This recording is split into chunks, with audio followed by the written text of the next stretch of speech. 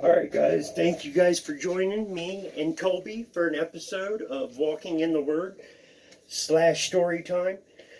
We are going to read what is section 4 of the Max Lucado book, Tell Me the Story, and this section is actually titled Into His Presence. You ready to hear the story, Kolby? We're going to set like this today, guys. She's going to sit right here with her stuffy, and we're going to read this story, guys. Here is the picture, sort of somebody looking out a window, and then you can see the angelic hands up above. The scripture for today's section is Matthew 5, verse 8. Blessed are the pure in heart, for they will see God. Okay, guys, everybody ready? A long time ago, in a land much like your own, there was a village, and in this village lived 5 orphans, a lonely family of fatherless children. They had banded together against the cold. One day, a king learned of their misfortune and decided to adopt them. He decided that he would be their father and planned to come for them. All the people in the land thought it odd that the king should adopt these children. He already had many people to care for. Why does the king want them, the people would ask, but the king had his reasons. When the children learned that they had a new father, and their father was the king, no less, and the king was coming to visit, they went wild with excitement. When the people of the village learned that the children had a father, and their father was the king, and that the king was coming to the village, they were terribly excited as well. They went out to see the children and told them what to do. You need to impress the king, they explained. Only those with great gifts to give will be allowed to live in the castle. The people didn't know the king. They just assumed that all kings want to be impressed. So the children worked long and hard preparing their offerings.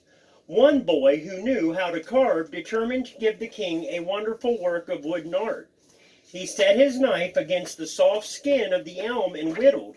The small blocks of wood came alive with the eyes of a sparrow or the nose of a unicorn. His sister decided to present the king with a painting that captured the beauty of the heavens, a painting worthy to hang in his castle. Another sister chose music as her way to impress the king. For long hours she practiced with her voice and mandolin. Village people, honey, you gotta stop. Village people would stop at her window and listen as her music took wing and soared. Yet another child set out to turn the king's head with his wisdom. Late hours would find his candle lit and his books open. Geography, mathematics, chemistry. The breadth of his study was matched only by the depth of his desire. Surely a sage such as the king would appreciate all of his hard work. But there was one little girl who had nothing to offer. Her hand was clumsy with the knife, her fingers stiff with the brush. She opened her mouth to sing, but the sound was hoarse. She was too dull to read. She had no talent. She had no gift. All she had to offer was her heart, for her heart was good. She spent her time at the city gates watching the people come and go. She would make pennies by grooming their horses or feeding their animals. A stable girl she was. A stable girl with no stable. But she had a good heart. She knew the beggars by name. She took time to pet each dog. She welcomed home the travelers and greeted the strangers. How was the journey, she would ask. Tell me what you learned on your visit. How is your husband? Do you enjoy your new work? She was full of questions for people because her heart was big and she cared about people. But since she had no talent and no gift, she grew anxious that the king would be angry. The villagers told her that the king would want a gift and that she would set her mind about the task of making one. She took a small knife and went to her brother, the carver. Come here, baby. Could you teach me to carve, she asked. Sorry, the young crafter responded without looking up. I've much work to do. I haven't time for you. The king is coming, you know. The girl put away her knife and picked up a brush. She went to her sister, the artist. She found her on a hill painting a sunset on a canvas. You paint so well, said the girl who had no gift but a big heart. I know, the painter answered. Could you share with me your gift? Not now, the sister responded with eyes on her palette. The king is coming, you know. The girl with no gift then remembered her other sister, the one with the song. She will help me, she said. But when she arrived at her sister's house, she found a crowd of people waiting to listen to her sister sing. Sister, she called, sister, I've come to listen and to learn. But her sister couldn't hear. The noise of the applause was too loud. Heart heavy, the girl turned and walked away. Then she remembered her older brother. She took a book with small words and big letters and went to see him. I have nothing to offer the king, she said. Could you teach me to read so that I might show him my wisdom? The young sage-to-be didn't speak. He was lost in thought. The child with no gift spoke again.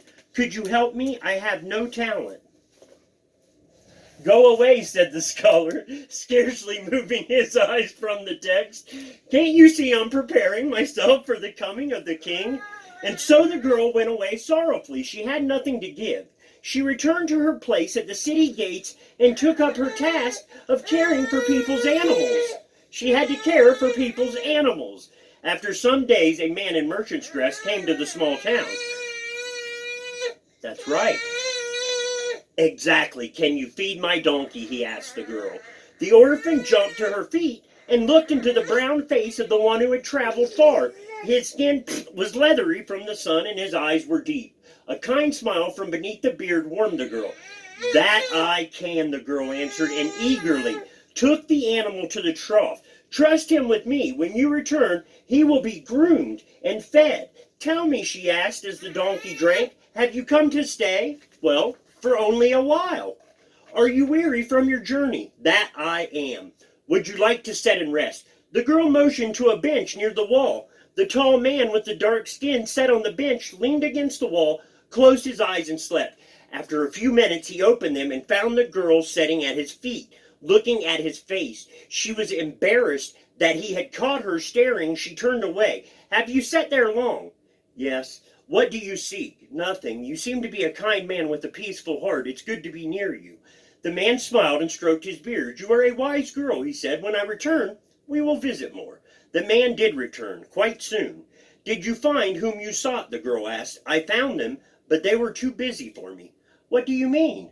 Those I came to see were too busy to see me. One was a woodsmith rushing to complete a project. He told me to return tomorrow. Another was an artist. I saw her sitting on a hillside, but the people below said she did not want to be disturbed. The other was a musician. I sat with the others and listened to her music.